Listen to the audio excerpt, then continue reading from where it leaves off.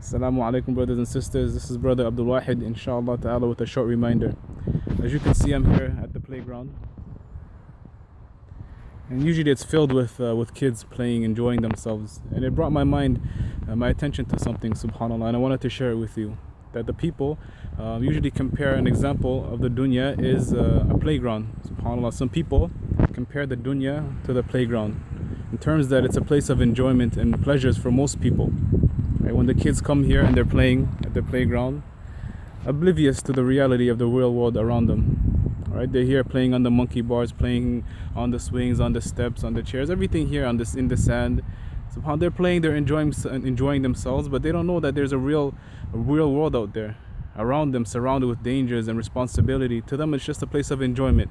Likewise, the dunya to many people is a place of enjoyment. They get distracted. As you can see that when you're in the evening, when this place is filled with kids playing, running around, the dunya the same way is filled with grown men, adults, women, youth who are enjoying themselves, playing around, not realizing the dangers and the responsibility that they have. That you are going to be one day asked about everything that you did, what you said, what you ate, your actions, what you believed, everything, subhanAllah, you're going to be asked about it. Inshallah ta'ala, that's why it's a good reminder to always remember death. It's a good benefit for individuals to remember that one day they're going to be buried, and this is something that they cannot escape. I can't escape it, you can't escape it, your family, friends, no one can escape death, subhanAllah. And it has to be a reminder for us. This has to be something that we always put in front of our eyes. And I would like to share a story, inshallah ta'ala, which shows this. And this is the story of Dhul Qarnayn. The story of Dhul Qarnayn. And I'm pretty sure many of you know who he is. But to those who do not know who he is, he was a military commander, Muslim commander, a leader, who used to go around spreading the religion of Islam for many years. Subhanallah, may Allah ta'ala raise his rank. And as he was going around to the different lands spreading Islam, he bumped into many different tribes. From these tribes, one of these tribes that he bumped into were a group of people that impressed him, subhanallah, and they intrigued him. And he liked them, subhanallah. There were three things that they did that he was intrigued and he was surprised by them in a good way. The first thing is that they had no attachment to the dunya at all. They had no attachment to the dunya at all. Their possessions, they didn't have anything which pertained to the worldly matters. None, no love, subhanallah, no desire, no admiration, no want to be in the dunya. And this, subhanallah, this impressed him. This was the first thing. The second thing, which is something very astounding, is that they built their graves in front of their homes. Subhanallah, imagine they built their graves in front of their homes as a reminder for them. Right? They used to clean it. They used to tend to it, they used to visit it, they used to see it every day. When they used to go to work, whenever they used to go out, they would pass by their grave, and it would serve as a reminder for them. And this also impressed this great man, Dhul Qarnayn, subhanallah.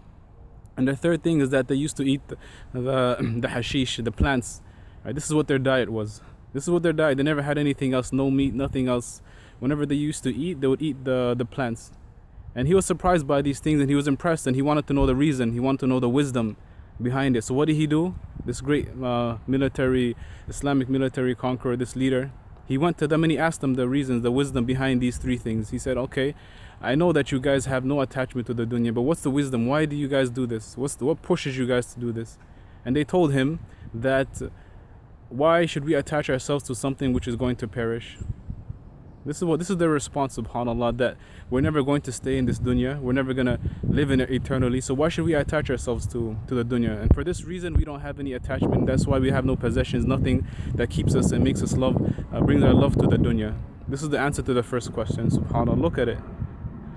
Then he asked them the second question, okay, why is it that you guys build your graves in front of your homes?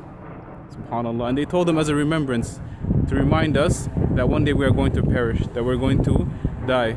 And had we put it away in a place in the corner of the city where nobody visits and nobody sees, we would forget death.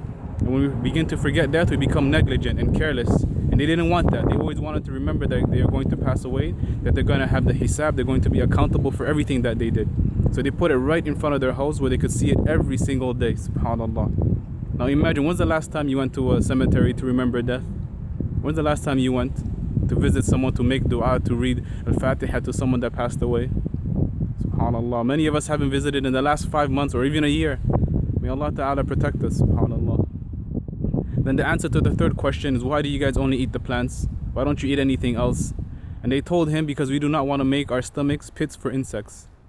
Right? Subhanallah, because the more food that a person eats, the junk and all this, if he fills it up with a lot of food, it'll be a way to attract, and it'll be a cause to attract a lot of insects when they die.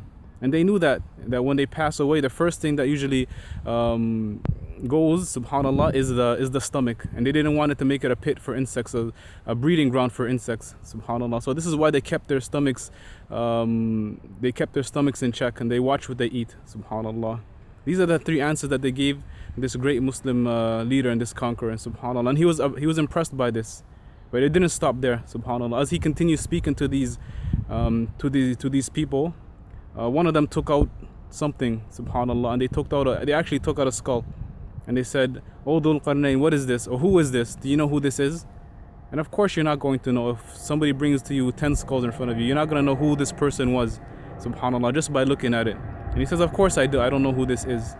They told him that this was an unjust ruler who used to cause a lot of tyranny and had a lot of corruption. He used to cause a lot of harm to the people. And Allah Ta'ala made his grave a pit of fire.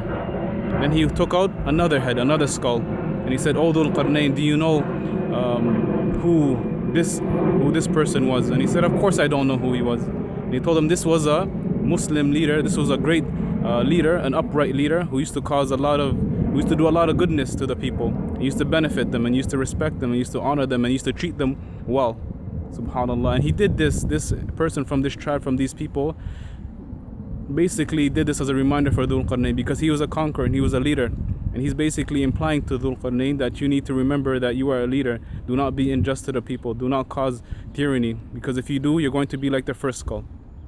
And if you are upright and uphold justice, inshallah ta'ala, you will be like the second skull, who Allah ta'ala made for him gardens of paradise. So when he heard this, Dhul Qarnayn, he cried, subhanallah, out of his fear and out of his love, subhanallah. And this was a great reminder for him, and he was a Muslim leader, and he cried right there in front of them, subhanallah. May Allah ta'ala protect us and enable us to always remember death, that one day we're going to die, and that inshallah ta'ala we implement and we work towards paradise, and that we're not trapped in this playground,